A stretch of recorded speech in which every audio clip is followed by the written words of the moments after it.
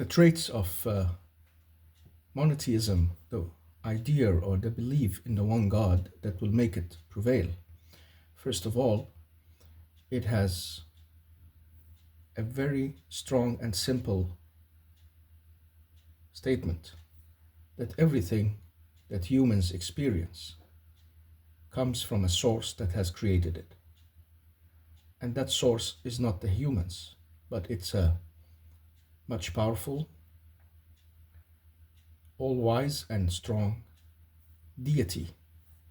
That deity has chosen to speak to humans through his messengers of angels and prophets and sages and saints and good people. And in that statement, you find a very special trait for monotheism that follows it and will make it prevail, even though it's hard times for monotheism all over the world because of the polytheistic views that we people also like to live with and are following at the moment. But I can see in the monotheistic religions these traits that will lead to their prevail. I'm not speaking of a theological perspective, but of a social, logical, organizational perspective, and also psychological one. So that statement from monotheism tells us that it's an ultimate defined reality that stems and comes from the one source. And it seems very rigid. It seems like inflexible, like as if you don't have any choice or any movement or any place to think. And that's not true at the same time, because the same statement in the monotheistic religion gives you a lot of mystery to dwell on. It doesn't really reveal all the details of neither creation or created. And it does not tell you a lot about how the world will like turn out to be. It tells you there is a source that made it. That's what we call the deity, the one God, the one true ultimate God beyond the realm of our imagination and thoughts and grasp. And he put this in motion, and life's in motion. Everything in life is from him. And he sends his message to us through the ages so we can keep on that track, keep reminded of that. And this has happened with many dramatic forms that we have seen in the Old Testament, which is here, the New Testament just there, and the Quran. It speaks of the same prophetic revelations, the dramatic incidents that you cannot cover up, even though some may be trying. Some would like to say, oh, Jesus never existed. And others would say, well, the idea of Moses and those old prophets are just old stories we cannot really confirm. But these dramatic incidents with these prophets, and especially the big ones of them, Moses, Jesus, Muhammad, have shown that there is something that gets shaken up from time to time in this world by this deity. He doesn't just leave us there, he shakes things up for us. And so this very dramatic statement and very dramatic approach makes monotheism a very special, strong, and through time resistant religion. And in every generation you find people drawn to it and accepting it. No, not only accepting it, but fanatically fighting for it, ready to give their limbs and lives, burned, killed, cut up, put in jail for many years, just to stay true to that one true God, knowing that he will prevail.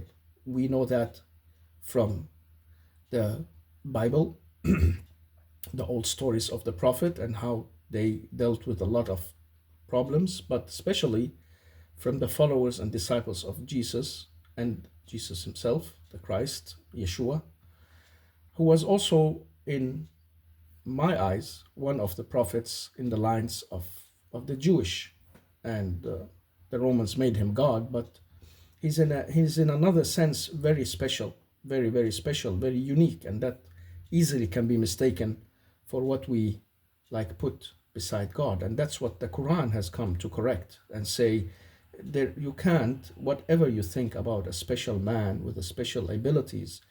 I created Jesus like I created Adam. He was from earth and I blow life into him, and I said, come to be, and he came to be.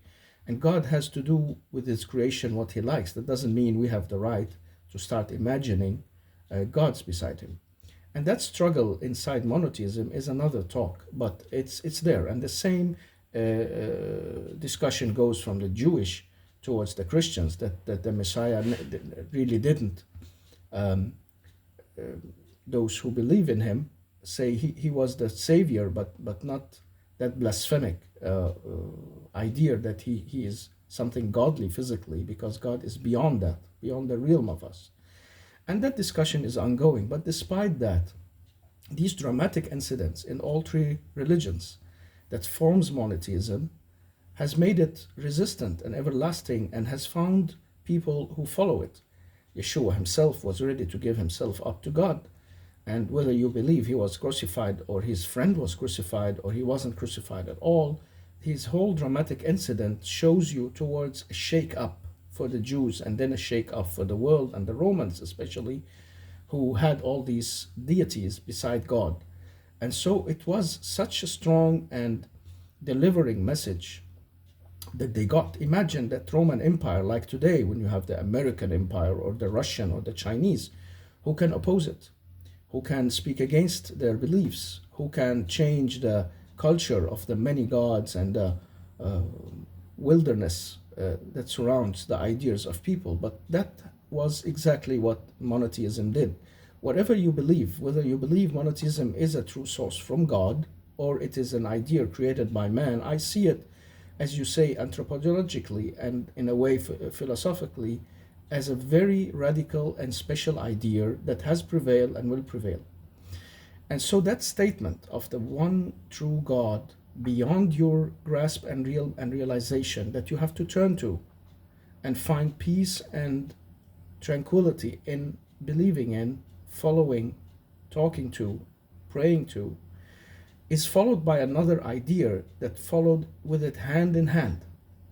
And that is the fanatical passion for that religion. In every generation and every time, you find, as I said just before, people, saints, you call them sages from the East, you call them priests, monks, followers, disciples, whatever. They have been fanatically, passionately ready to give up their life, limb, blood, everything to see this God manifest in people's life and bring the light of it into people's hearts. And you still find it in all generations. In the beginning, I only knew about a little of the religion. I was like part of, basically from a Muslim background. So I didn't knew about the Christians or a lot about the Jews. And many Muslims have these ideas about the Christians and Jews that, oh, yeah, well, they are on the wrong path. And vice versa, I discovered later when I learned about the Christian and Jews. But what I didn't know was that they had just as fanatically and passionately people, priests, stories from all over the world.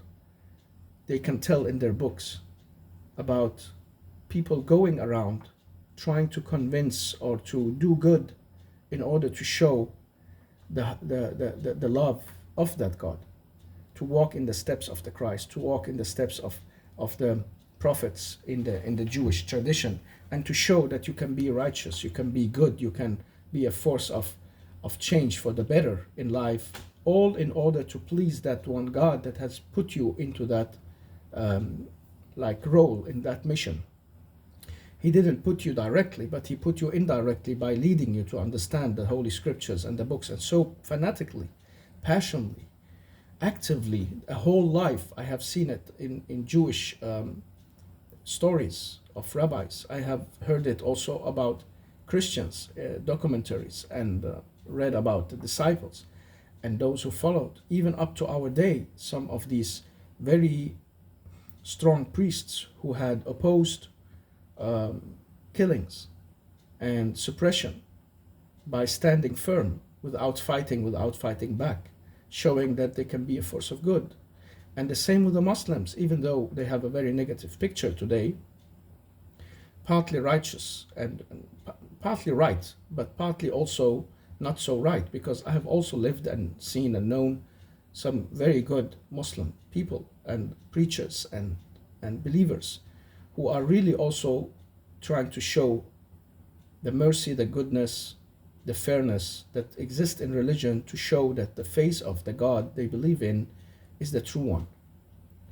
And so you have it very strongly in monotheism. Like when I turned to humanism at one point, I'm still a humanist in one way, but I'm a spiritual humanist. Anyhow, when I turned there, I didn't find that passion and that fanaticism. It was egoists, and the same with those people called atheists or declare themselves atheists. They fight for an idea and they go about spreading it, but they cannot measure themselves with those religious, passionate men and women who are able to spend their whole life, their whole tracks in the footsteps of the first prophets of this message. And then you see a third trait that I believe will make monotheism prevail again and again. That is a very decisive, not discussable idea of you either believe in the one God or you don't. There is no middle ground. And it's a little funny and a bit dangerous too. The funny side about it is, and it's also an awesome side. Sorry, I left that out. The funny side about it is when you look at it internally, like when the Muslims say there is no discussion, you even believe in there is no God but God, or you don't. You cannot both say Trinity and one God, and you cannot both say the old prophets and the new prophets. You have to make your choice. And when I met the Catholic priests, and one of them told me, well, where are you standing now? I said, I don't know. I am between religions. And I will maybe stay there because I see some good in all of you preaching God's name in different ways, reaching out to different kind of people.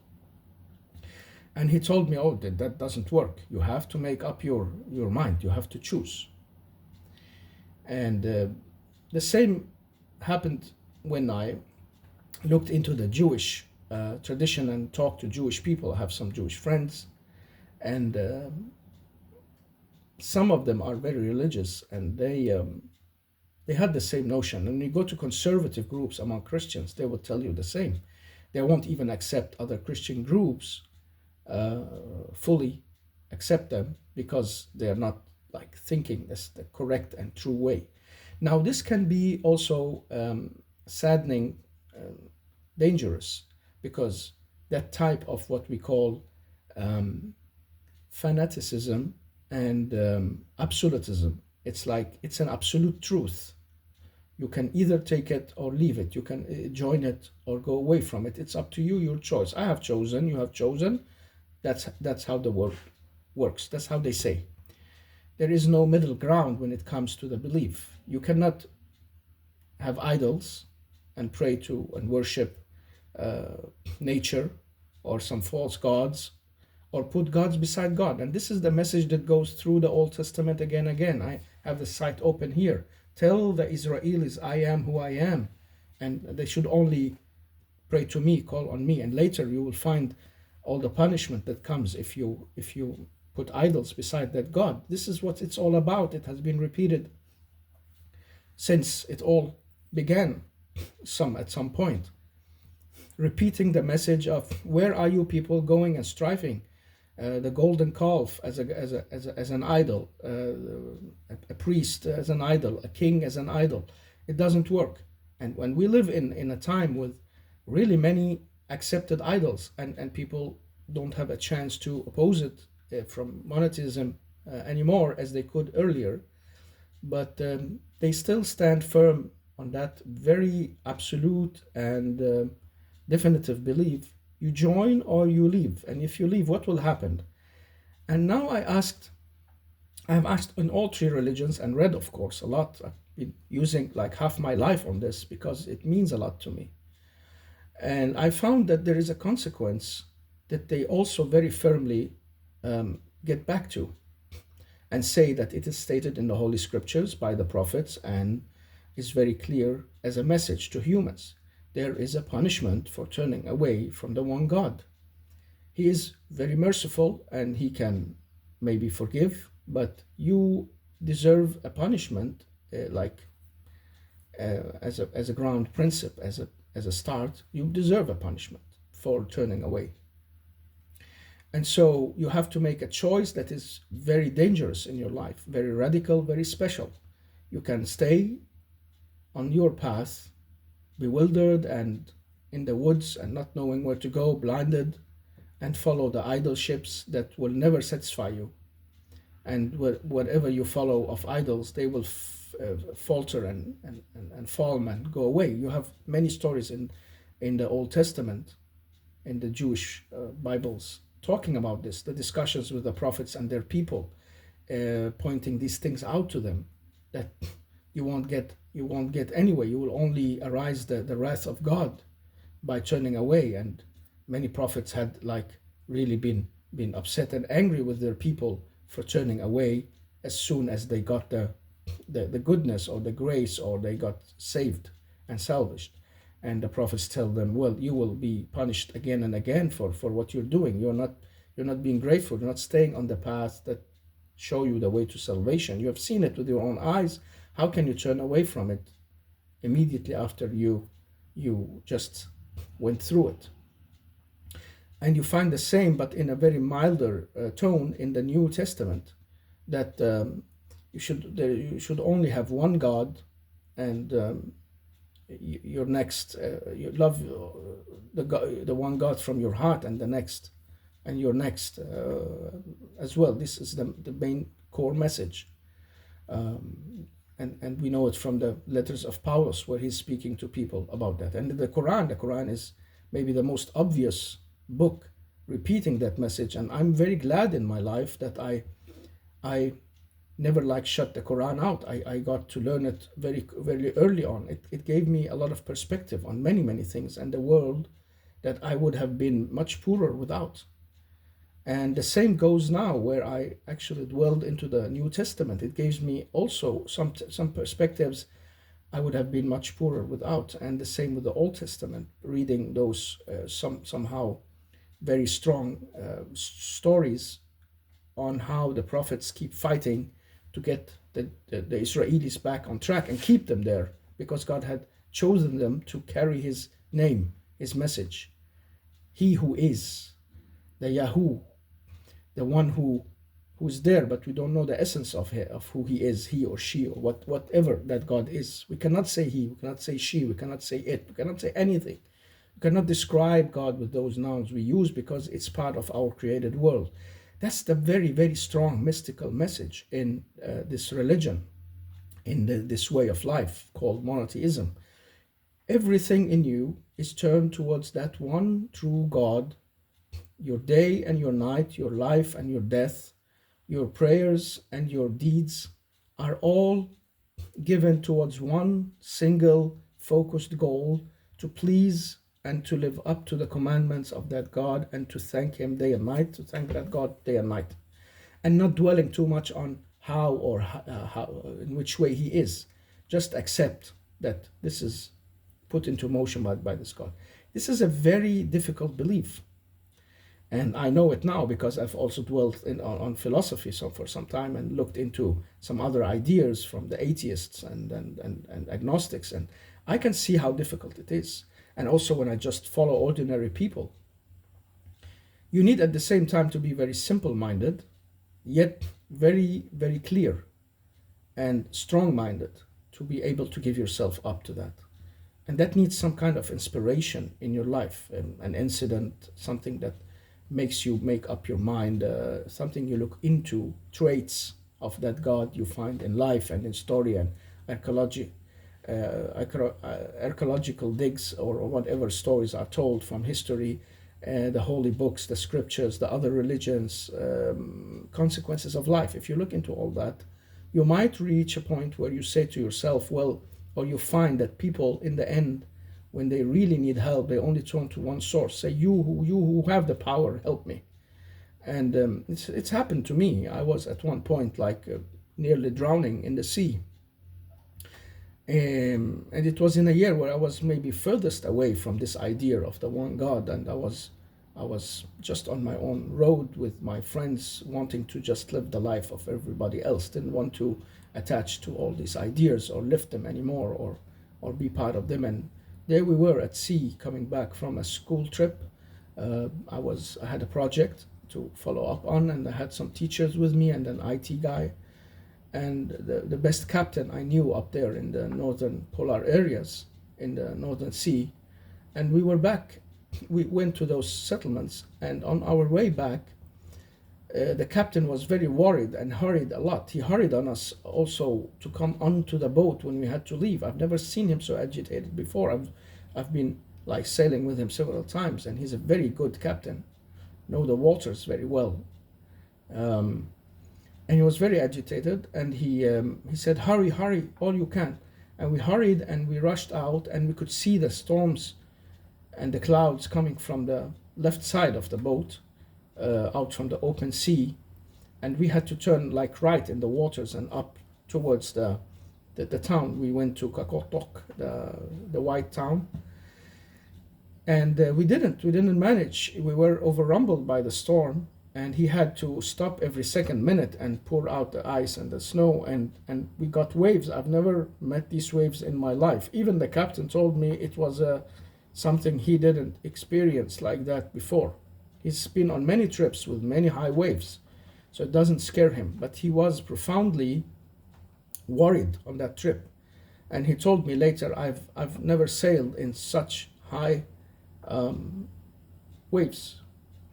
We came all the way up to 3-4 meters, and the boat I thought we were gonna fall on the side, and we had to hold on to anything we could, and we were splashed down again, just like you imagine a boat being lifted up by 3-meter high water, and then splashed down, and then just seconds later again and again. And we met an open boat, people in an open boat sitting behind a rock. They couldn't move. They were just sitting there in the boat, holding to that little rock somewhere. And I asked him, are you not going to take them along? He said, no, never. Because we were already fully loaded, and he had to make space for the ice that kept sitting on the boat. He had to, it's a targa boat, those very fine boats from Finland, but what is fine when it comes to God's hand, who wants to crush you, or the sea, who has been ordered to take you in and swallow you, it's nothing. And so he kept taking this water out and the ice, and get back and took another mile or two and then stopped, and so on. And so when we met these people, I asked him, why don't you take them along? There are 4 people, maybe you can help them. He said, no, the boat will become too heavy. We could all possibly drown.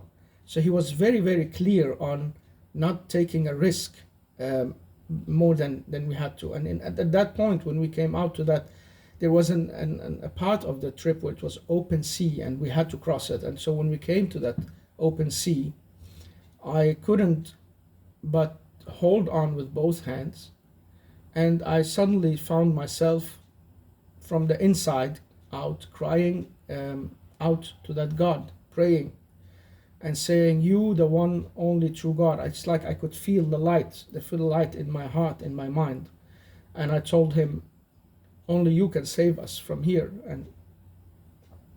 And he did. And he did.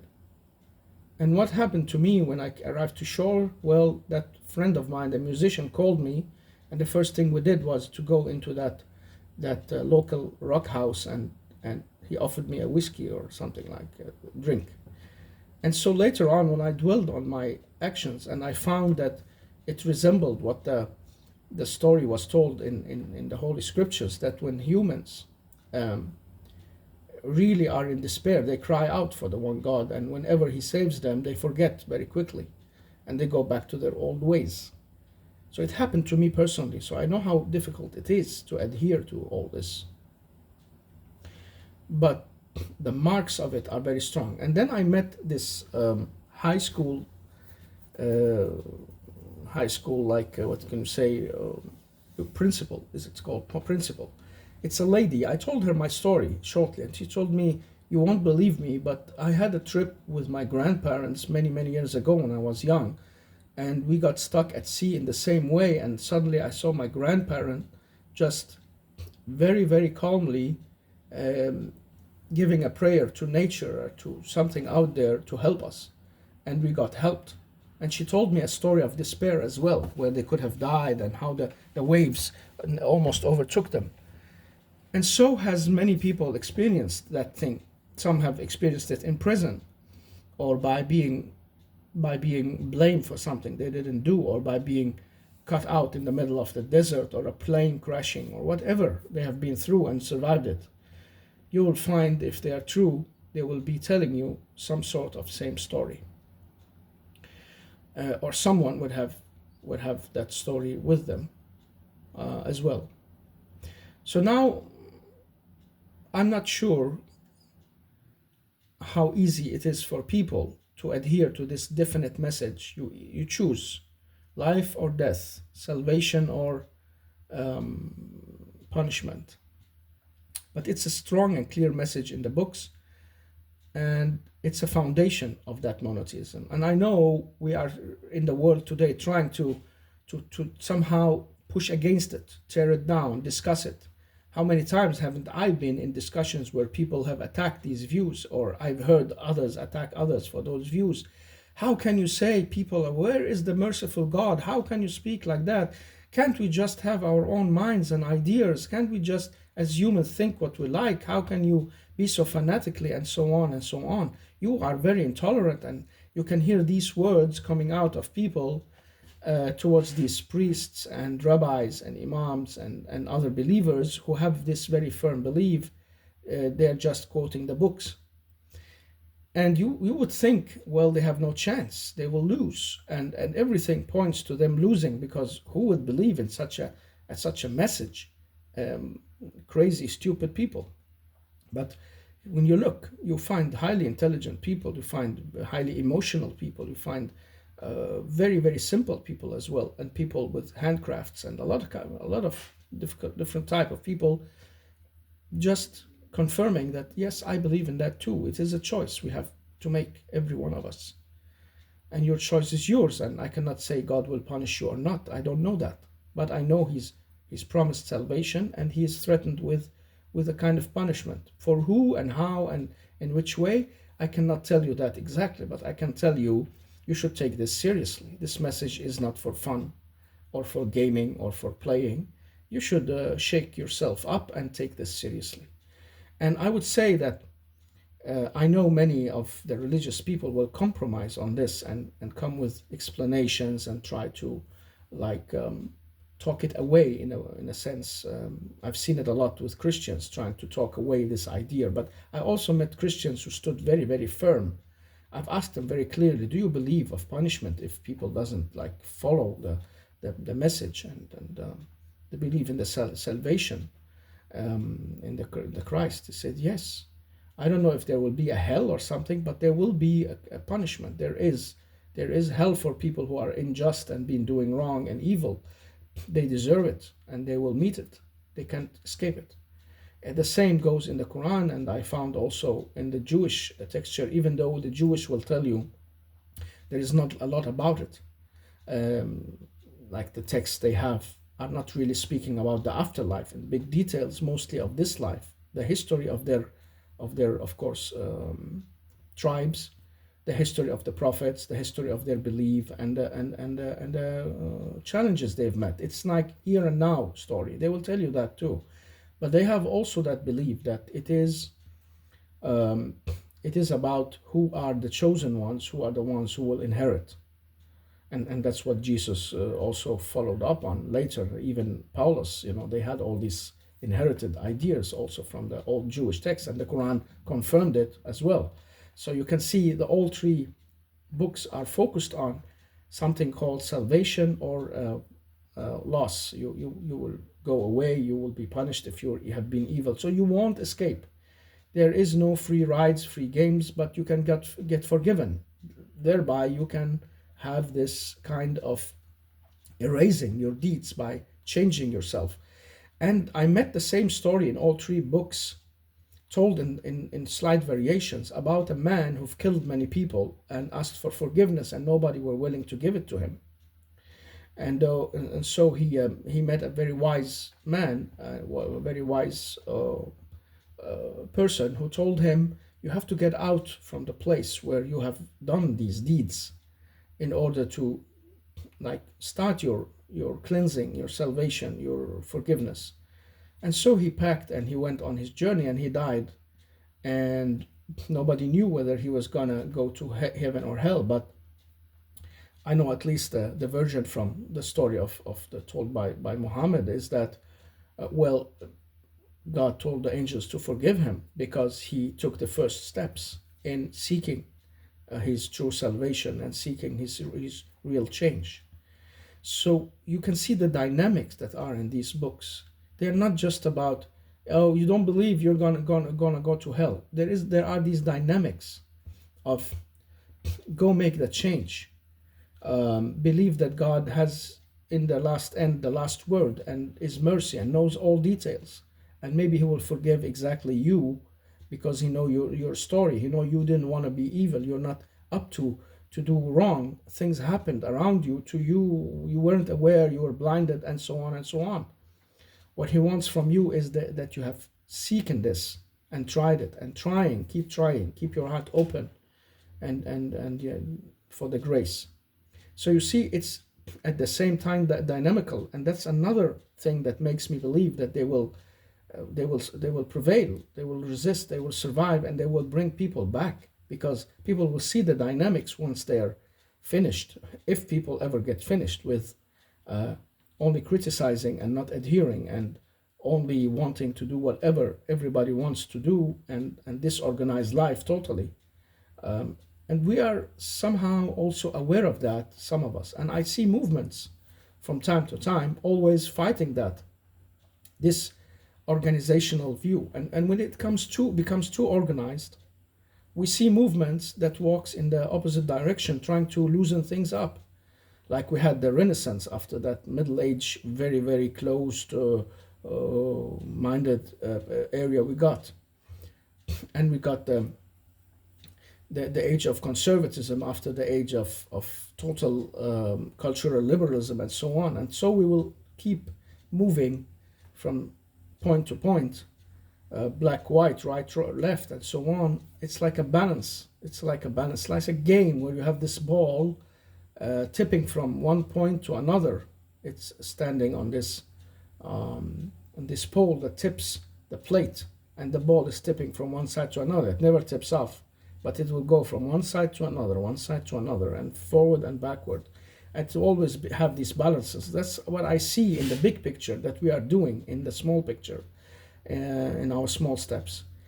So these dynamics in these three books, in these religions, will make people understand them differently when they open their eyes to them, because they have a dynamic in them that you might not think is there.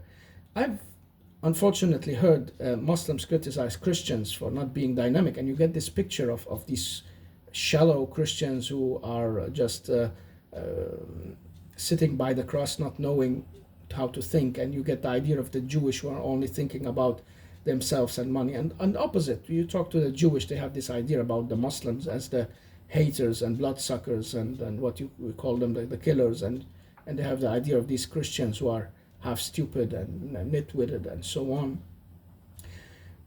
But when you go back and you try to dwell and you try to meet them after many years in search, you will see there are these dynamics in each one of them. It's not so simple. Whenever you find a rule that will organize life, you find there also a rule that softens it up, and you find exceptions. And every time you find something very harsh and strong, you have to follow, say, oh my God, how can I live up to that? You will find that there are some modifications or some rules that soften it up or make it easier for some groups of people. So it's never black and white. There's always these layers and levels of people, and how much they can take in or do or actively be part of. So there is a dynamic element that will make these religions prevail and be able um, to like pass the change of times. Some people would today argue and say, and I like that idea, but it doesn't really hold, that some religions are meant for certain periods. So if you look at the very old nature religions, they maybe were suited for the people at that time with no books and no deeper dwelling on ideas. And we had the Middle Ages where these books became very important because it was the written word, and now we are in the age of superhuman technology and beyond human technology that's showing its face day by day, and we have risen from adhering to the books, to the ideas in them, to go on our journey alone and to follow the scientific approach only and to follow only what we in our minds and logic can see can lead us there. If we want to know humans, we have to study psychology, not the religions.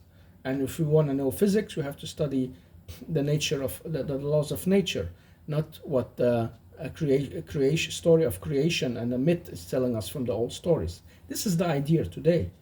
And we believe that we have passed these books and we will gonna leave them behind very soon. That's why I'm recording these things here, because that's not gonna happen.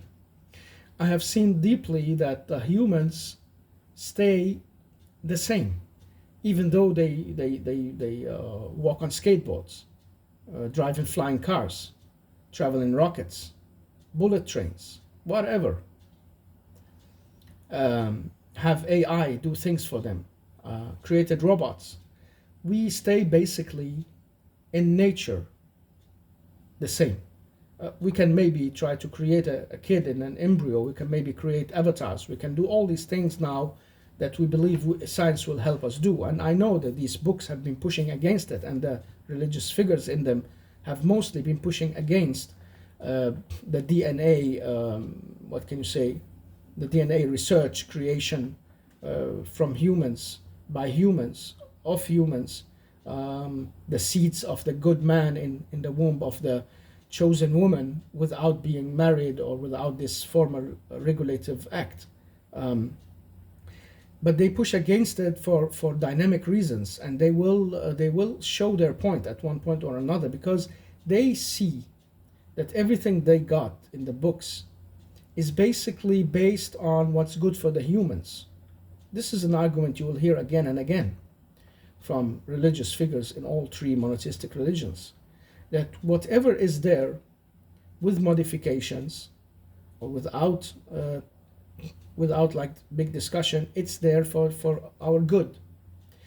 We without it we will be losing something. We will be lacking. We will be less powerful. We will not be so organized, so fulfilled, so quiet, so what can you say, so much in tranquility.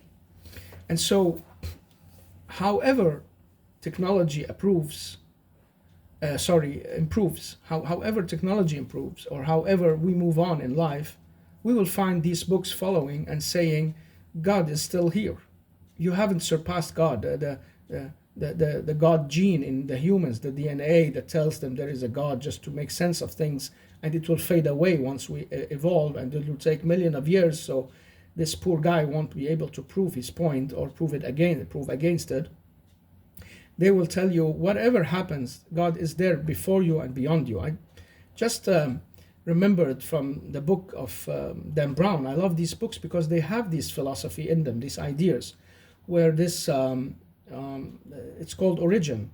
This guy Edmund Kirsch has created Winston, that very very highly intelligence, human-like artificial intelligence who can do almost everything like humans. And when they go to that cathedral in Spain and hide, and they find this priest there who is very relaxed and he tells them, wherever human goes and reach, they will find God there. He's there already. And that's a very deep, profound truth. that you stems from these religions as well. They are not just saying, oh, don't go explore science, don't take us to the moon.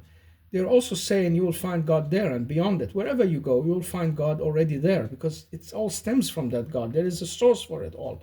Why is it so difficult for us to accept that idea? Now we come to a clash between the human mind and what we call the human freedom, lust for freedom and lust for ravaging and doing whatever we like. We don't want to be accountable. And so we clash with these ideas. If this God is always waiting, if there is a punishment, there is a consequence, my God, I'm like in prison. And if there's something I've been trying to avoid my whole life is being in a prison. So what does it help to be in the most free countries in the world and then put myself voluntarily in a prison of religion? This is a big issue for us human. And so it's not easy at all to just give up your mind and your way of life and what you want to explore to these ideas and like lock yourself in. And it becomes less and less meaningful with the more humans we become. I mean, the more humans there are on the planet. Because maybe in old times, if a woman didn't adhere to her husband, the family would be broken, the kids won't have the right parents, and maybe it will have affected the human development. Ages and centuries ago, there weren't as many humans as now, and a plague or a troublesome period of hunger and problems would make entire tribes and people maybe vanish, and maybe we won't be able to survive. And in the end, death will like catch up with us, so we won't be here. It will take us over.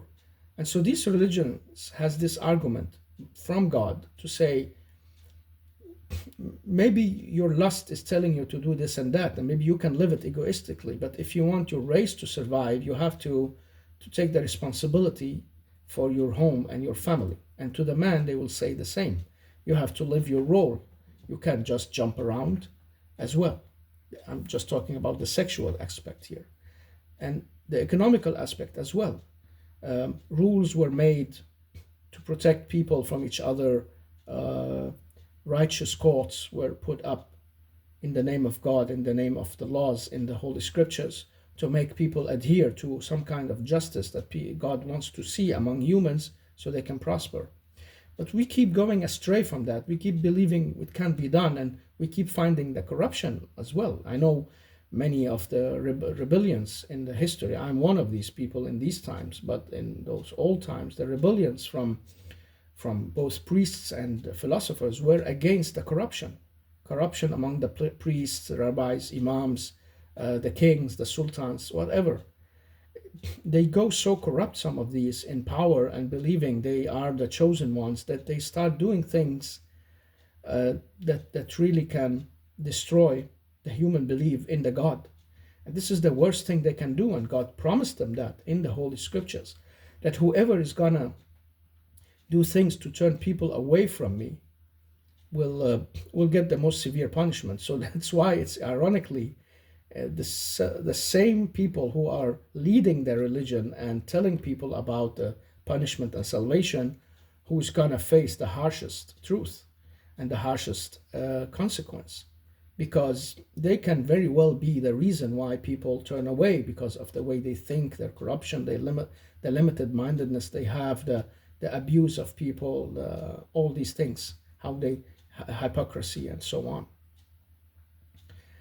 Things that have been shown in history and keeps showing up again and again, how they've taken people's money, how women have been abused, how somebody with power have allied with the religious people to suppress others, and so on. At the same time, you find in the same religions voices for peace, enlightenment, logic. So there are also another type trying to live up to God's message by saying God has made it logic, we can use our logic, and made it emotional, we can also with our emotion feel it. So whatever you feel or whatever you think, you will find that God made it possible for you to be aware of it. So go seek it, and don't close your mind and eyes to it. It's not God's fault. It's not his problem. And religion is fault because all humans are fault. That's a bad excuse in my eyes for these people. But it's up to God to take care of them. And that's the biggest reason why I really can join anyone or anything, even from this monotheistic religion. But now I'm talking about the power that is in this religion, the belief in the one God. That is because it's made suitable for the human condition in all times. I know we don't believe that anymore, and we think we can outrun it, but we are actually outrunning ourselves. In the modern time that I'm living in, I've seen voices calling people out to all sort of things, because we are free to do so on the net mostly, and mostly just in the idea. So you can find everybody speaking, selling, talking about their mind and idea and way of life, and arguing why it's okay. But that hasn't changed anything in these holy scriptures and the rules there. There are people following them. They will shake their heads at those people who are not, and they will say, you don't know what you're doing. You are like those people on the ship, eating up all the supplies, destroying the wood, making holes in the bottom of the ship without knowing, and we will all sink. So sometimes they react very harshly, and they revolutionize like societies by trying to take them over, or call people to gather with them against some sort of evil direction. And sometimes they just argue very calmly but strongly to say, well, where would we be without a nuclear family? Where would we be without a society that's organized in the name of God, a king, and people who do their jobs? And where would we be if we didn't take care of nature and earth and cared for it, nourished it, and not acting with greed in it? So these books are against greed. This is one of the biggest sin you find repeated everywhere. Greed and arrogance. People who think they got it all because they deserved it and they can do whatever they like. God tells them, I'm here. Don't you think too highly about yourselves, and you won't reach the mountaintops without cracking down. Try and come and get me. Try to reach the edges of the skies and the limits, and you will see how you will falter again and again. And it's easy for the God, but it's not easy for us. And so arrogance and bitterness, and so also that greed, is something they push back against. That makes these religions very dynamic, very strong, and very, very determined to change these things in humans. No envy is good. Don't you go spread lies about each other, about life, about people. It's poisonous. It might make things very bad. Don't abuse nature. Use it in balance. All these things are told there in different ways, and people are made to follow the rules, stick to what your work is, take care of yourself and your family, be satisfied with what you have, and with fairness and division of economical wealth in an equal way. They have many ideas on how to divide this wealth as well, that you shouldn't keep it all to yourself. You have to give something out so it recycles. You have to do charity. You have to work on being a good human because God has been good to you. If you do otherwise, you will not only destroy yourself, you'll destroy society and the future of it. And the imbalances that will happen will destroy everything, will make things go bad. And the same is said about what we know as the lavishness of life today, and becoming too wealthy for one's own good. Societies can sometimes become too rich, and that would be the same virus that will eat them from inside, because they will become dull and like just more and more relaxed, and they want to enjoy it more than earn it, and all that will happen. And when it happens, it will be the same mechanism that will make them eventually become unjust, tyrannical, and then lash out. We've seen it repeat in history again and again. There have been voices talking about it in doomsday books and books that have warned about how civilizations rise and fall. And I know some would like to say it has nothing to do with the religion, and I'm not saying that all societies have something today to do with the religion or that exact religion called monotheism, but I have seen that the things they are speaking about are eternal. And the main focus in these three books and three religions on fighting the negative sides of the human psychology. Your negative thoughts will lead you to more negative things. Your disbelief in God will mean that you will be on your own. If you envy people or are arrogant or think that you got it by yourself, well, you are left to it. You will fight it on your own and you won't manage. So on and so on and so on. Parables, stories, situations are told to make humans in each generation aware that they cannot do this on their own. They have to adhere to these higher rules if things are going to work for them. They have to become pietists, not the group called pietism, but pietist in their way of life. They have to become more mystical, more Sufi-like, more in accordance with humbleness, goodness, prayers, seeing the good of everything. It's a change of heart, of mind that's needed always in each generation. So as I said before, it doesn't matter if you're walking on skateboards, driving flying cars, bullet trains, or rockets, or changing planets even.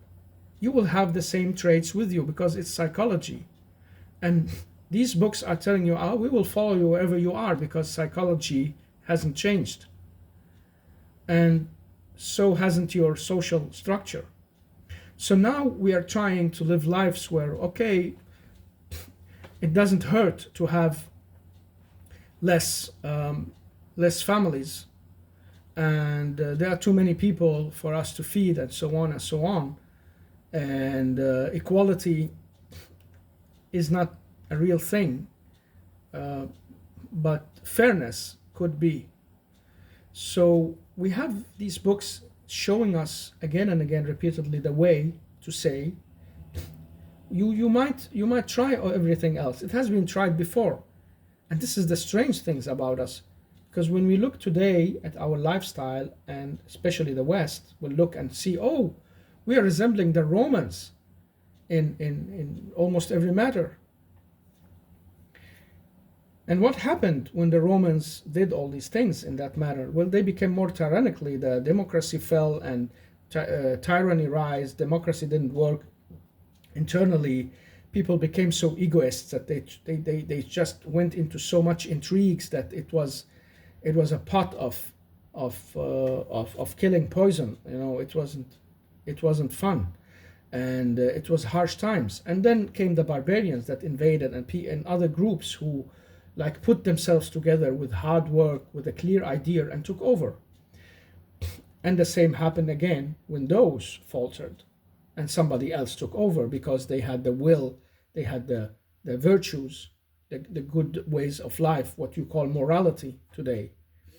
I don't believe morality is so single-minded as we want to put it. Say, oh, morality, we want to say like that, because most people are so average in their thinking, mediocre, haven't even read a book, and they want to just morality. Of course, these kind of people are today like setting the tone for the world, for its destruction. And there's nothing to save it but God, and God has said, I will save you through these radical messages that you don't want to listen to. So when we put things straight again, we let the learned people, the clever people, the highly intelligent people get their respect back, and these mediocre people who just want to, sorry the expression, fuck around and just live their smallish life, they can't see the whole picture, and they can't see what they're doing. Oh, what does it hurt if I just did this and that? It doesn't hurt anybody. It's I'm just myself. But they can't see what they're doing to society in a whole, what kind of psychological breaks are happening behind the scenes, what kind of deep changes are going to affect us and affect a civilization or two or the whole world. Oh, whatever. We're going to die by the bomb anyway. Oh, whatever. Viruses will kill us before that. Come on. That's irresponsible talk. And so when you find the responsible people opposing these things, they will find the messages they need in this very radical idea called the monotheistic belief, because it keeps showing the way, very definite, very, what can you say, very attached, very to the point. It's like rocks. But yeah, you can blow up on the shore of them. You can hit them. They will crack a bit, but the rock will keep just pushing on and pushing in, harder than rocks. I think it's some kind of strong metal, and you will see later how this will shift and how people would say we've been so illogical in these times. We've been going in all directions, and we are a ticking bomb. We are killing ourselves. We are a generation that is taking ourselves down. Pessimism, wars, tyrannical approach. It's all coming because we are not taking our responsibility towards life, God, ourselves, psychologically, socially, structurally, right. And this warning is also in the books. Isn't it that strange? Now, I know a Christian would say, oh, these warnings are in the Bible, in the New Testament. Jesus said it. And rabbis would say, look, our prophets said it. You see. And the Muslims would say, oh, we said it. But they all said it. And also beyond them, some secular voices have been saying it.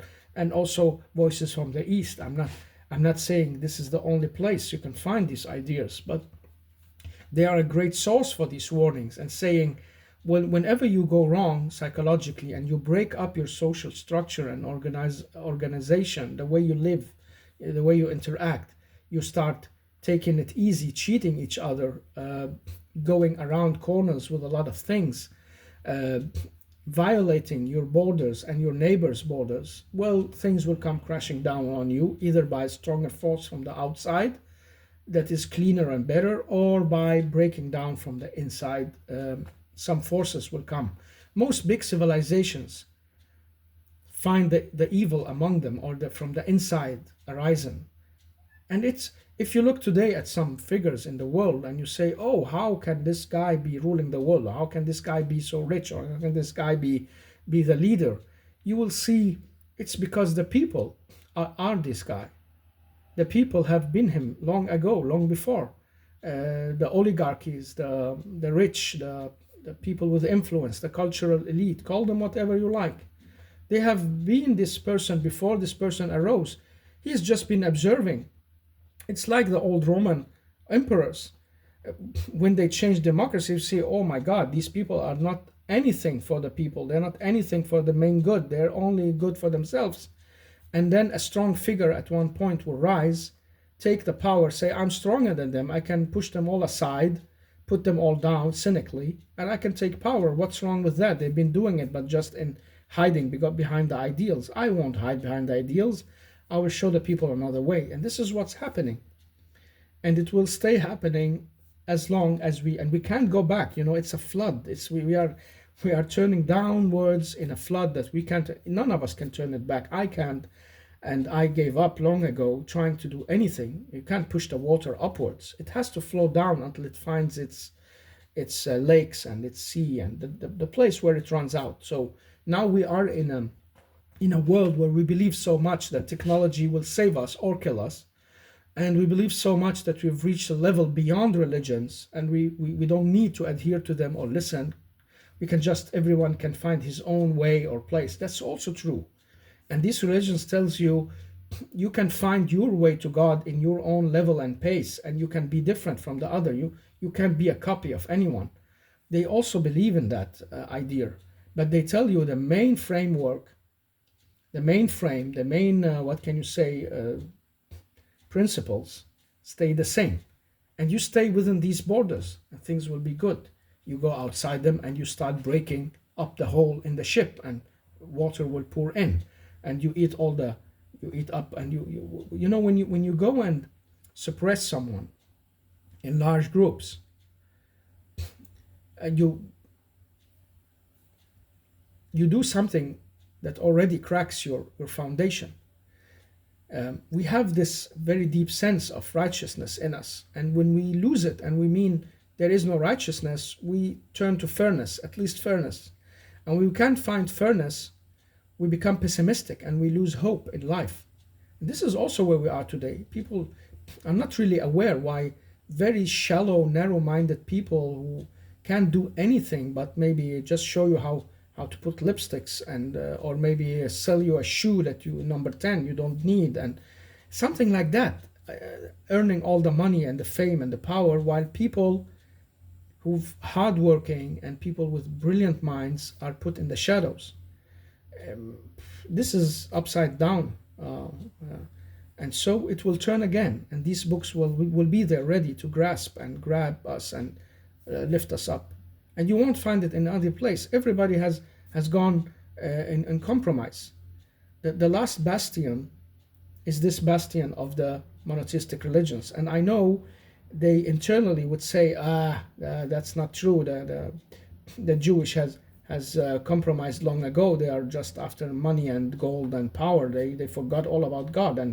And the Muslims would say about the Christians, they've compromised their basic religious beliefs.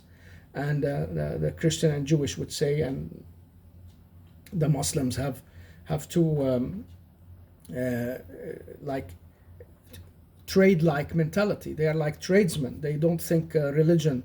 They think it as a trade. Everything is a trade for them. So it's the new capitalism.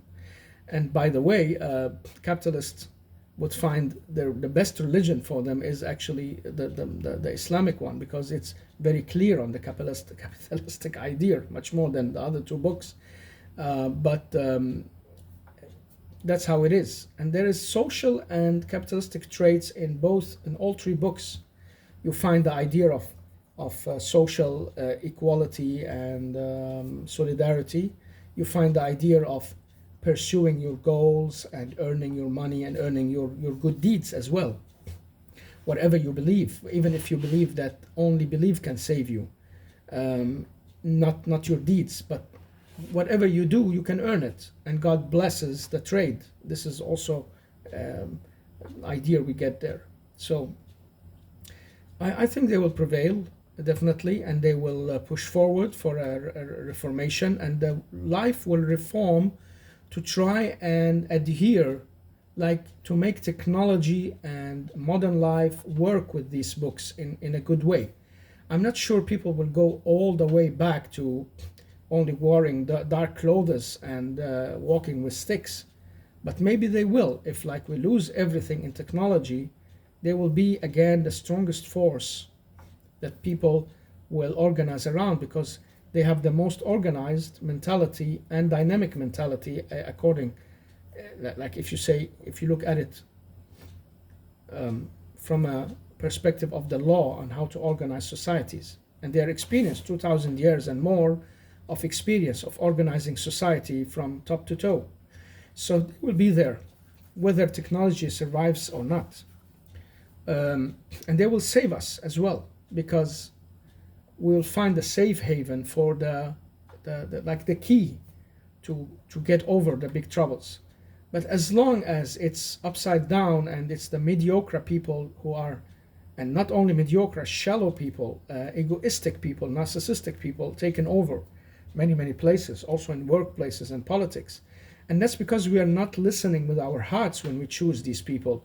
We've learned, we're being programmed somehow, or being mentally made to think that it's the looks, it's the tie, it's how he approaches himself.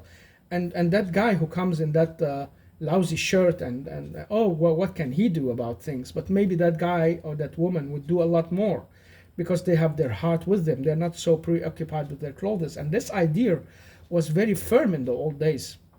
But then these, you know, in the mystical ways, in the Sufi ways, in the ways of pietism, people should not do so much about themselves so they don't become arrogant and egoistic.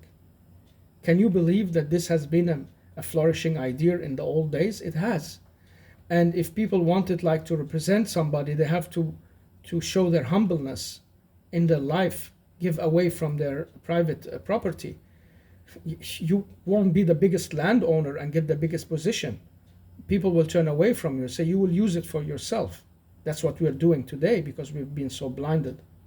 We're giving everything to those who have, and they use it, and they use what they have to get more from those who doesn't have. and then they make a charity ball to seem philanthropic or whatever. But in the old days, if you show any signs in the good societies, in the philosophical societies, you find it in the Greeks. You also find it in part times in the Roman societies as well, even though some believe they had these polytheistic ideas. I don't believe the Romans were all that polytheistic. I think this is something we've meant to understand later. They have had periods with polytheism, yes, and philosophers thinking that way, but they have also had periods where they organized everything in lower and higher beings, and the highest being was that biggest God of them all, above them all. So our mind is made to think in the one God, the hierarchy of the source, the one thing, the eternal. We are it's like pre-programmed to understand this concept. And whenever we try to go away from it, we will find ourselves organizing again. Like when every people has their own deity, we go back and say, oh, but Shiva is the biggest one. And he's the source, and his wife and Ganesh will be the one for this and this for that. So we organize again, and we put a god above the other, and then the one above the other. We need that. We can't run from organizing in a way. I saw it among hippies, and I saw it among these anarchistic people, and we've seen it in many stories about them. Oh, we don't want all this society rule and people having more than others. We all want to be equal and free, and so they go start up someplace. And when they take an area and they start up like that, and in no time they find themselves putting themselves into hierarchies, and somebody is deciding more than others, somebody is going to have a little more than others, and then it grows from there, and they find that this is impossible. So everything is built around that. So that's why these people will be much more realistic if they go back to the Holy Scriptures and see, well, hierarchy is not the problem. Somebody having more than others is not the problem. It's how we use it, how we unfold it, how we how we make it work. So you see, I see all these traits in these monotheistic religions that will make them a powerful source both for salvation now and for changing the way we organize ourselves later. So when all this is over at one point, all this mix-max of, I think cultures will go back and forge their own ideas and close their borders more and more just to get that peace. It won't work out for long, having all kind of culture, civilization mixing up and mixing up and mixing up, unless we use this mix up to transform into one big source that says we are all humans, cultures shall not divide us, color shall not divide us. And this is also to be found in the Holy Scriptures. God said, I created Adam of Eve of the same material that you are, and they are equal in my eyes, and they should be.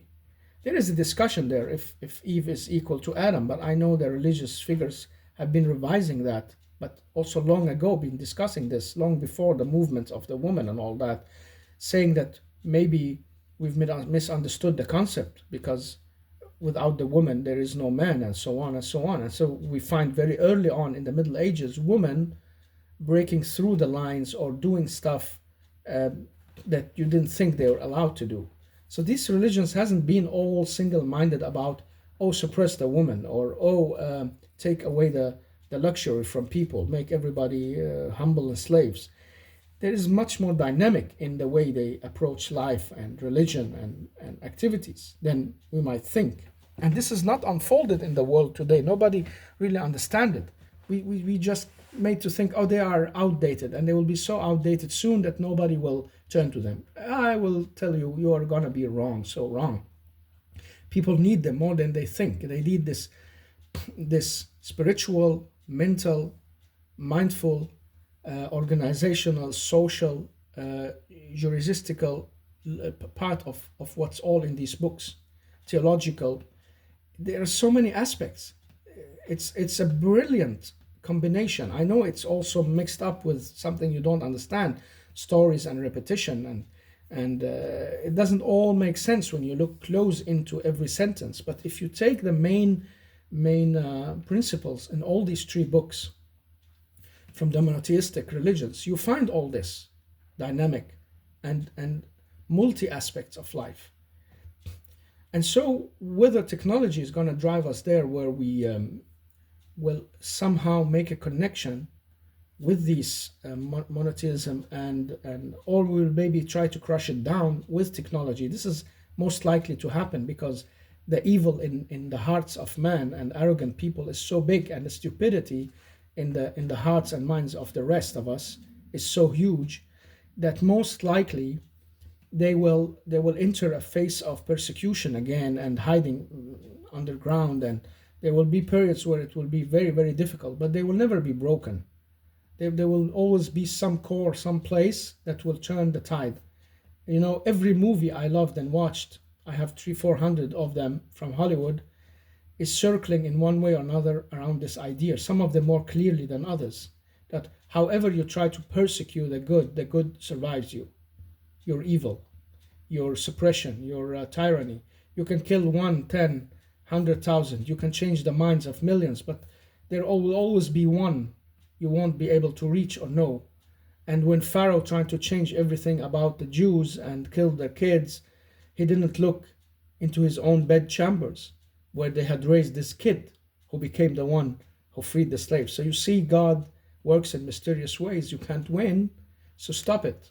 And this is my advice to AI technology. Don't go with this suppression against monotheism when it comes to that, because it will lose. But hopefully, like the optimistic version is that the monotheistic principles will go hand in hand with the technological development. It's not true that Islam and Christianity and Jewish has been suppressing science all the time. There has been periods with clashes and troublesome times, yes, but they have it as a principle that they should encourage the science that makes us good. You know, what they oppose is why use billions on sending a drone to Mars when you have people starving on Earth. This is what doesn't make sense. And it's also depicted in some movies. I remember a movie about this young kid. I can't remember the actor. Oh, his name, I forgot. Was it? I can't remember. A young boy with his mom. She's struggling to make everything work out. In the exact days they're sending the rocket to the moon. So they're showing you like, okay, we're sending a rocket to the moon to explore something, but we have people here we should have explored before. So why not start the right way? Why not work on the science that will bring us prosperity and not destruction? This is their idea. And so maybe they have clashed at one point or another, but with science, and that's wrong. But they are not against it. It's a principle to go scientifically, use your mind because God gave it to you to find out what's in the earth and heavens above you, that all shows toward the Creator and that amazing creation around you. So there is no contradiction really in the depth. They just have to figure out the communication, how to communicate with this high technology lines and the high technology people with brilliant minds who don't want to be suppressed by religious ideas. They want to explore it.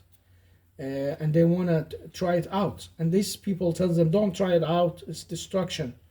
It might be, but there has to be some kind of communication that works out between religion and science and religious people and scientific people in order to make it go hand in hand. This is my optimistic view, that monotheism will be waiting in the future, organizing life again. And you know, there is an amazing thing in all these three monotheistic views. They let people choose. They say, this world is not for me to suppress your views. So that if you want to stay atheistic, or you want to stay non-believer, or you want to stay on your false claim of a different religion, you can do that, but you cannot advertise for it. Okay, it's fair enough. If they can get people over to their ideas, it's fair enough. They can say you can't advertise for it, but you can have it. Nobody will take it away from you for force, because God didn't want man to believe without his heart. He wants his heart to follow. This is very basic in these three religions. It's the heart that should go first. It's your acceptance. This is the respect God gave man in freedom to choose. not as a trick, but as a way of saying, I will give you that space to choose. But there are consequences, and I won't let you free if you go do wrong, and suppression and disturbance with all this. And so if these books can meet technology and the new high tech society we're going to go into, with hopefully prosperity and nobody starving, and an earth in balance, and the sky above us that's been explored for good reasons, and people having enough, and a law that really is fair and good. I know many will be laughing at this because it's so corrupt. Even the secular systems are so corrupt. And justice for all, cried Al Pacino in the movie. That's very true. And no justice for all. You know, it's you can go crazy, and so you become cynical. But this religion says you never get so cynical, so you lose hope. God changes it all, and it's that change starts with your heart, your mind, your way of life. So if we can get this is my optimistic view, that if it can get hand in hand, you will find this religion most able to cope with these ideas.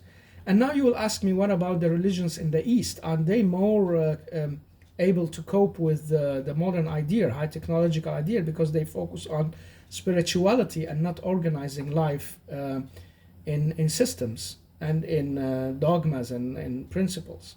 Yes, they will be part of that force too. I believe they are part of the monotheistic force without themselves knowing it, maybe, or declaring it, because they are also organizing everything around a single source.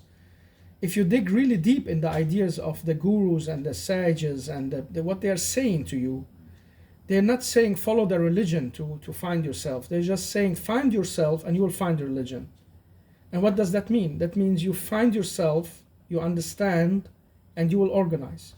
You will just from the inside become good and follow the rules and take care of nature and your neighbor and yourself and your responsibilities. When you grow from the inside, that's what they want you. And they say everything goes back to the same source. You get out of the rebirth cycle. And the Brahman will take you in, or will just make your awareness of this life vanish, and thereby you are free. You can manifest in a higher being or a higher form or something. They have many ideas about this. And even though they tell people it doesn't matter what kind of God you have, you can be good anyway, they are telling them to make this inner engineering, as the good Sadhguru would say. I like this guy also. So as you see, I'm not trying to be narrow-minded. On the opposite, and maybe many won't understand what I'm saying, because I'm trying to I'm not trying to syncretize everything. I'm trying to put it all in a bigger frame, looking at it from a godly perspective from above. Like if God was looking, and I'm not the God looking. I'm just saying, if I could look at it really far away, like I look at the game Roblox and Minecraft that my kids were playing when they were small, and I try to see the whole picture of what they are doing. And if we really zoom out and look at everything, I can see that everything is organizing us to that force of saying, whether you find it from the inside or from the outside, by an external religion or by an internal, we need the organization, we need the social structure, we need the peace, we need the harmony to grow and prosper. We need to focus on the right things and use our energies in the right way. This is what they're all saying. And we do it best by adhering to one God and not disturbing our minds with many gods that will fight over each other, and many idols that will strive for this and that. So it becomes more organized and more able to produce some kind of prosperity. It's very known. We talk about it every day. We say the kids that have a lot of trouble in their life cannot keep the focus.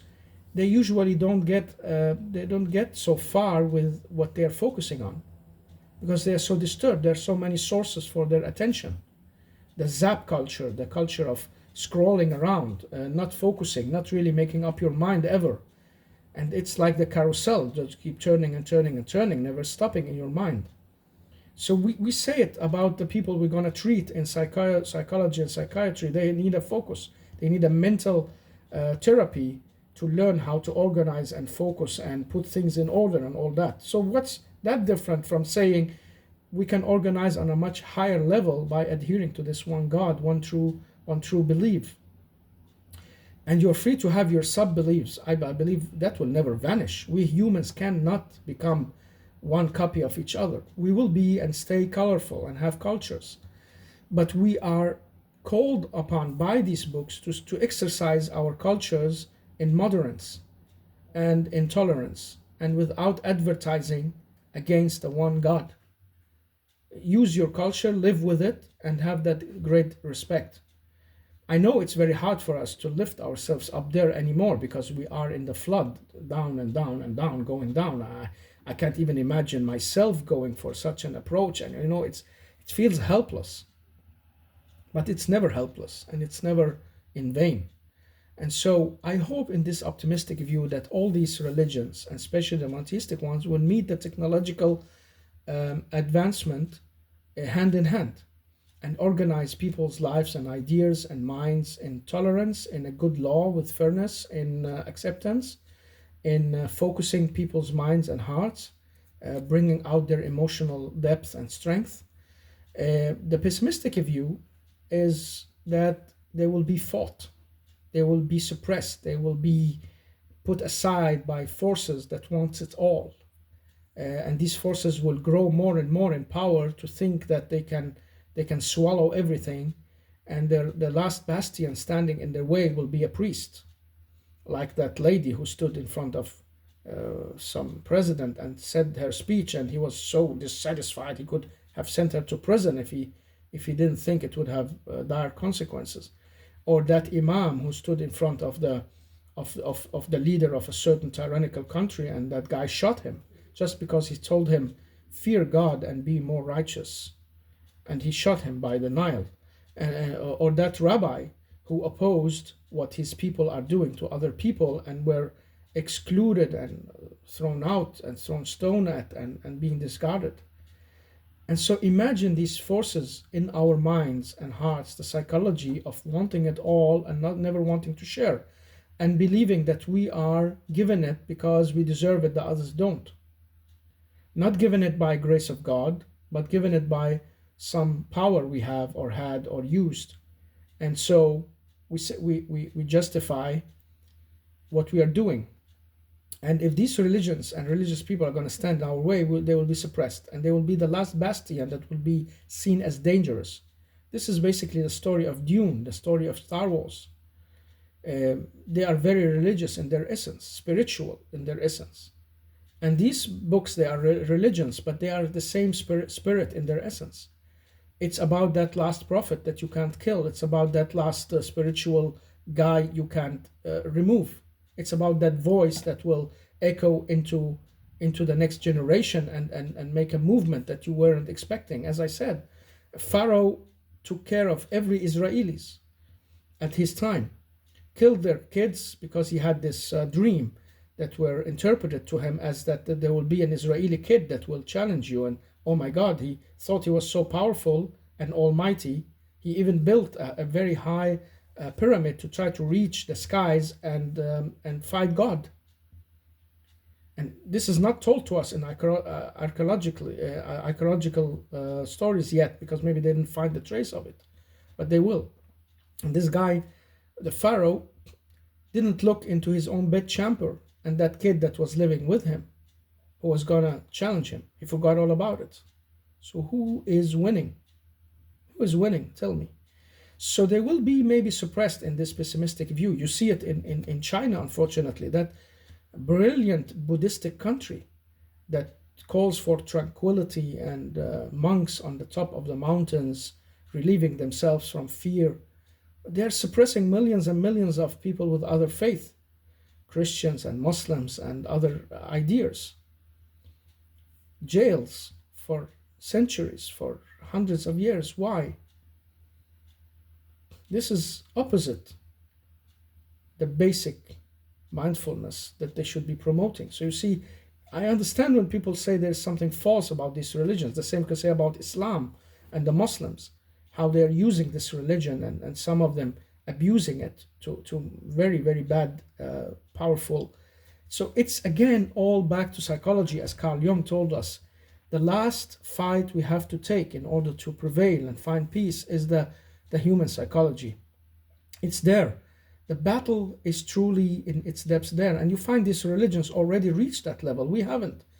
You know that all the psychiatrists and psychologists today, they are so occupied with mental therapy, pills and helpful guides in groups and this and that. Let's talk it through. Let's let people lash it out, confess, whatever. It's okay, but it's not deep enough to solve the problems. They're not trying even to solve the deep problem that always puts us down in the same pit of being in the need of resurrection or whatever goodness we're going to need. Because we keep fighting, killing because of that dark psychology in us. I'm not saying we can get rid of it. I believe Carl Jung is right, like these old religions are right, especially the Taoist religion, about the black and white that always comes back and forth. The demon in us, the devil, the dark side, the Dr. Jekyll and Mr. Hyde, the Frankenstein, whatever is in us to stay. And I don't see these religions are trying to make us a perfect angel. They are just trying to push so strongly towards an organization that puts these demons and these dark forces into so much restraint that they cannot do so much harm. So when they push forward in educating people to be humble, to be good, to give out of charity, to be grateful to God for what is given you, to understand that you had nothing and you will leave with nothing, all these brilliant and beautiful psychological ideas that changes humans from the inside, not only treat them on the outside like all modern psychology, almost all modern psychology is doing. Maybe the existential psychology is going in a different direction. You can ask Jordan Peterson about that. I'm not a clever guy on these issues. I love this guy for his brilliant mind, but he has his limits, of course, and wrong ideas, but whatever, he's saying the right things as well about where we're heading. And you can ask Gabor Mate, he doesn't like modern psychiatry and psychology either. He thinks they are limiting humans and they are not using their inner forces. But if we look deeper and we want to get out of this pessimistic view of being abused or letting religion abuse us or letting non-religion abuse us, and the clash that's coming with the high technology, whoever is going to harness that power is going to harness the face of the earth, and they will be the dominating society for a century or two. And I'm not sure God is going to interfere or push it back. And so these religions will also be put in the darkness or maybe be pushed back underground. But they will never falter. They will return. That's what my point is and has been from the beginning. And they return in different clothes and ways. Even when I hear spiritual leaders and people talking, I hear the voice of these religions. I hear the voice of that God behind it all. So however we turn, when we get deep enough, if you read Manly Hall and you read what is he called, that guy, a brilliant guy from the 19th century, Steiner, Rudolf Steiner, or whoever else wrote about these issues. I know they're writing in different ways and mystical, difficult ways maybe, but they all have elements of all this core. So it's unbeatable, because it's incoherent with the inner human engineering way of thinking, the build-up of our mind and hearts and emotions. We are built to feel our limited capability and to dream beyond them. We are built and made to go around trying our best to fulfill something towards a higher goal. We're built for that. So chaos doesn't last for long in our life, but neither does very, very stringent organization either last. It's like nature. It has its own organization, but it's not totally like triangles and cubes. It goes in all directions. It gives shapes and forms. So it's something in between. It's more elastic. It's more flexible. And this is my best hope, that we will see the good side of what these monotheistic radical ideas can give us, use them, instead of suppressing them. But if they are suppressed, well, they will be back, and people will suffer in the meantime. this is the pictures in my mind, because I see the suffering already, and I see how tyranny and corruption becomes easier when the dark con of man, the dark psychology of man, humans, take over and becomes the trade and the things that we all do. So when cynicism is the thing that's leading us, we won't mind anymore that people are suppressed elsewhere. We can't mind it because, well, it's not hurting me personally. And I will be doing it to others anyway. Maybe I'm already doing it. It's not easy to find our way through, but I find some very strong, dynamical, definitive, unshakable ideas in the monotheistic approach and view that I believe not only will prevail but can save humankind. And in earlier videos I talked about the signs, the arguments I found why they will prevail. I talked only about 4. In this one I wanted to talk about what I found in them of traits that makes them strong and like, I won't say everlasting, nothing is everlasting but the face of God, as they say, the face of the Creator, because He can wrap it all up and annihilate it all, and back will be His own existence. God's own existence will be the only thing. That's very logical, but I'm not sure God will do it that way, but it's possible. And so they're not everlasting, but they will be lasting over times and changes. And just because technology change and humans go in different direction doesn't mean they have lost their appeal or they won't be back. The church comes storming when you least expect it. I love this from my favorite series, Poirot. Somebody talked this from Agatha Christie quote. And I generally use it to say that these religions will be storming back when you least expect them. What I will also be afraid of at the same time, you see how much I'm trying to balance what I'm thinking, and my thinking is like that. That's why it's a very difficult way of thinking that maybe doesn't suit the main man who said, what is this guy saying? Is he going right or left? Is he liberal or is he socialistic? Is he pro-religion or against it? But what I'm fearing, maybe I'm trying to cover it all in some words. What I'm fearing is that when they get the power, if they get the power, corruption will again hide inside them. You know, these people who crave power and cynically strive for it generation after generation, they find the right tactics and ways and use them. In the old days, they used religion because that was the way. They could hide in some priest's clothes, they could hide in clothes of a nun, they behind prayers, bear Rosencrantz, and all these things that people could see as signs of virtue. And when that fell off, with that shell fell off, and people lost faith in religion, these people in new generations turn to wherever the power is, in industry or in psychological ideas, in scientific approaches, in philosophy. Philosophy had also been a way people wanted to find salvation through, and then it was overtaken by the same, like I call them the same forces, the forces of the dark side, or the forces of the Sith, to use that very brilliant story here. This is why Star Wars is a brilliant symbolism of all these things, because however you turn it, philosophy was meant to salvage human into a higher beings, higher thinking beings, and to become the organizing force for the life without tyrannically suppressing it. But then it was taken from the inside by those what you call the Sufists and other groups that just used philosophy for own goals, and also the political leaders. So whenever you get this renewal in life, the idealistic thing that's trying to push us up takes us away from the mud, from the flood, you find something overtaking it from inside. And that's the big criticism also of the Israelis, the Jews. They criticize themselves. They say we are being overtaken by people who are racist, racist, and whatever they say they are. Well, I don't know about it, but I hear these things. And in their history, they've been overtaken by some corrupt leaders who wanted to be more Romans than the Romans.